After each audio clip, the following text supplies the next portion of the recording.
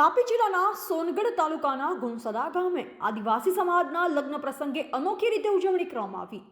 ગુણસદા ગામના સુશીલાબેન ગાંગજીભાઈ ગામિતની સુપુત્રી ચિરંજીવી રાધિકાના શુભ લગ્ન ચિરંજીવી વિવેકના લગ્ન પ્રસંગે દીકરીને પ્રભુતામાં પગલાં પડતા નવદંપતીને પર્યાવરણ બચાવવા અને આવનાર પેઢીને પર્યાવરણ વિશે જાગૃત કરવા લગ્ન પ્રસંગે દીકરી અને વરરાજાને રામ તુલસીનો છોડ અને અંજીરનો છોડ ભેટ આપ્યા.